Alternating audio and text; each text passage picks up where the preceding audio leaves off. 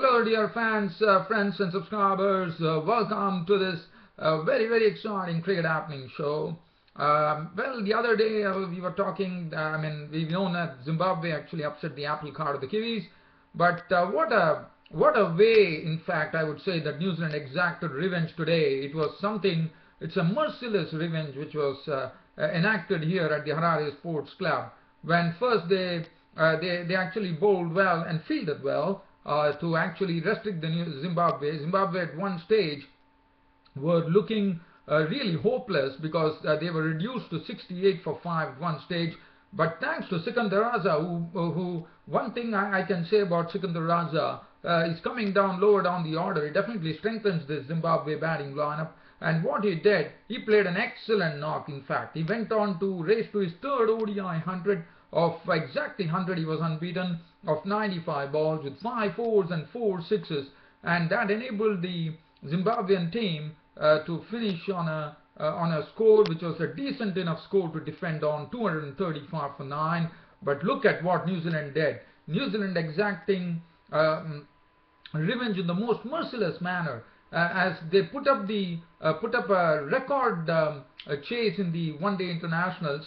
They became the team which now holds the record for chasing a particular knock. Previously, the record was held by I think it was by either Pakistan or Sri Lanka, but now New Zealand hold the record in one-day internationals of chasing a particular target, and that was the openers chasing the target without losing a single wicket. And that was, they cleared off the 235 with considerable ease, and with 46 balls to spare, they won the match by 10 wickets, as Martin Guptill reeled off a century. He had an unbeaten 116 to his name of 138 balls with 11 fours and 1 6. Tom Latham scoring his maiden ODI century, 110 not out of 116 deliveries with 7 fours and 2 sixes. Match over.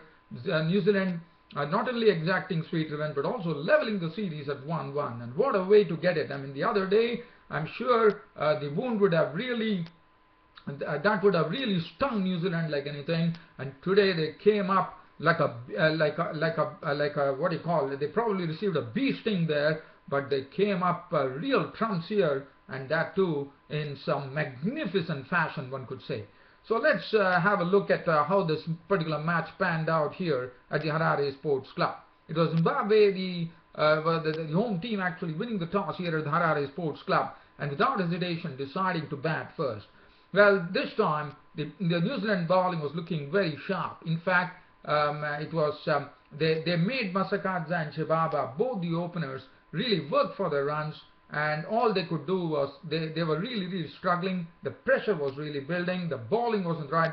Matt Henry was bowling very well. Nathan McCallum, the right-arm off spinner, was given the new cherry by the captain Williamson to have a real bowl at the Zimbabwean openers, but Masakadza and Shibaba were really they were proceeding at snail's pace there with only 3 runs on the board, and that was the time Mitchell McClenaghan came in and induced Masakadza to go for his pull shot, and the pull shot, the ball went into the air, and Latham took the catch, and Masakadza was walking back to the pavilion without troubling the scorers, as he was out for 0, and after he scratched for 13 balls. So that will really tell you how well the New Zealand bowlers were bowling. In fact, Matt Henry and McClenaghan were absolutely on the money. After that, we saw Craig Ervine, the man who actually helped Zimbabwe to get to their first win over New Zealand there in the first match with a maiden ODI century. And today he was tested. Mitchell McClenaghan really gave him some real testing time, as he first bowled a ball which actually missed the edge of the bat. Then came another bouncer which clanged Ervine on the helmet, and after that McClenaghan showing more aggression. In fact, bowled another bouncer, and once again it on the helmet, and then Craig Ervine gave it back to McClenaghan by creaming him for a boundary. But then one of the in-dippers coming in from Grant Elliott snaked into the through the bat and pad gap of Ervine and went on to shatter the stumps. He was gone. Craig Irvine bowled Elliott for 12 of 27 balls with 2 fours, which made the score 42 for 2. Chibaba was there. Chibaba was looking confident. He was playing some good strokes. As you know, he's technically a very good player, plays some good orthodox strokes, and Chamu Chibaba was stroking the ball well. Chakabwa joined him, and then we saw that brought in the right arm leg spinner Sodhi to bowl, and Sodhi immediately responded by sending Chakabwa. Chakabwa the other day, as you would remember, was coming down the order, but today he came a bit up the order, but that really didn't matter, as Sodhi had him LBW for 2. And after that, Chamu Chibaba was doing well, and he was joined in by Elton Chigumbra, and then Zimbabwe had more trouble there because Chigumbra, the Zimbabwean captain, was dismissed, as Elliott got a ball to swing away from Chigumbra, and Chigumbra actually edged it into the hands of Taylor in the slips, and Chigumbra was gone for 5, with the score reading 54 for 4 in the 15th over, and Zimbabwe were in some real trouble. But the good thing was Chibaba was there, well entrenched at the crease, and he was batting well, as Sean Williams joined him. And then we saw that another 14 runs were added to the tally, and then what a delivery from Sodhi. A perfect leg break delivery from Sodhi really had Chibaba searching. Chibaba was probably playing, he was probably beaten by the turn and the dip that Sodhi had in that ball that he bowled, and Sodhi actually fooled Chibaba, and Chibaba was found stranded outside the crease when Luke Cronchi behind the stumps whipped off the bails, and Chibaba, after playing a very good knock of 42 of 44 deliveries with 6 fours, was walking back. Stump Cronchi bowled Sodhi, and that reduced Zimbabwe to 68 for 5 with half the batting side, Zimbabwean batting lineup, into the pavilion. Now Sean Williams was joined in by Sikandar Raza at that stage, and then we saw that Sikandar Raza played some good strokes. Sean Williams was really, in fact Sikandar Raza was the one who was actually playing the strokes, but Sean Williams was playing second fiddle there. He was giving more of the strike, but what Sean Williams was doing well was actually he was getting the singles, so he was definitely rotating the strike there, as Sikandar Raza and Sean Williams had a job to do, and they took their time. If you look at it, they added 60 runs, but that 60 runs took them 14 overs, and it was quite understandable considering the situation that Zimbabwe were in, and they truly, I would say, definitely, I would say they retrieved the situation to a certain extent, as Sean Williams, and that was the time a brilliant piece of fielding by Guptill. In fact, Sikandar Raza was the man who actually played the ball. Martin Guptill swooped onto it, and Sikandar Raza realized that Martin Guptill is going to be pretty swift, and Sikandar Raza turned back, and that enabled Martin Guptill in one fell swoop pick up the ball and hurl it at the stumps, and Sean Williams was caught off ground, and Sean Williams had to walk back very dejectedly, run out for 26 of 45 deliveries with no fours and no sixes, which made the score 128 for 6 in the 32nd over. And then Sikandar Raza was the man in the middle who had to really take it on as Graham Creamer came in. And Sikandar Raza, well, he continued to play his strokes, and you know, Sikandar Raza is such a busy player. It's very good to see Sikandar Raza. He plays some very good strokes, both on the onside and the offside, and he was driving superbly as Creamer came in to join him. Creamer came in, but Sodhi picked up his wicket by actually getting him caught by McCullum for 5 of 19 deliveries, and then Nathan McCullum sent Prosper Utsai on his way back to the pavilion, caught by Ronchi for naught, and that once again they lost 2 wickets, and that made the score 146 for 8. And now, even though Sikandar Raza was there at the crease, it was the number 11 batsman at the crease, and number 10 batsman at the crease, Tinasha Paniangra. And one probably thought hope was all lost, because unless and until Sikandar Raza could actually play a very good innings, and Tinasha Paniangra had to stay at the crease. But what a way Tinasha Paniangra gave support, and that was something really one has to credit Tinasha Paniangra for staying in there, giving all the needed support that Sikandar Raza needed to push the score from 146 for 8. What a partnership. In fact, this was a 9th wicket partnership, and that is all the more creditable The 9-wicket partnership was with the number 10 batsman, Tinasha Panyangra, who stayed there, hit a few boundaries, but Sikandar Raza was the one who was doing all the scoring. He realized that it's time for him to really turn it on, and he definitely did so by slamming Sodhi and Williamson for sixes. He also went up with Grant Elliott, and finally we saw this partnership really grew in strength and suddenly New Zealand would have been frustrated, because what happened was that it went down to the final over. In fact, Zimbabwe, Tinashe Panyangra was there unbeaten on 33 of 39 deliveries with 4 fours, and we also saw Sikandar Raza get to his third ODI century as he finished exactly on an unbeaten 100 of 95 balls with 5 fours and 4 sixes, and Zimbabwe, with that unbeaten 89-run partnership for the 10th wicket, finished at 235 for 9 of their 50 overs. And considering that the 10th wicket partnership, I think there should be a lot of credit given to both Sikandar Raza and Tinashe Panyangra in particular, who stayed along with Sikandar Raza to get to a total of 235 for 9, which was a defendable total. Now let's have a look at the bowling figures from the Kiwi bowlers here. Matt Henry, 8 overs, 2 maidens, none for 45. Thought he bowled in a much better fashion than the previous match.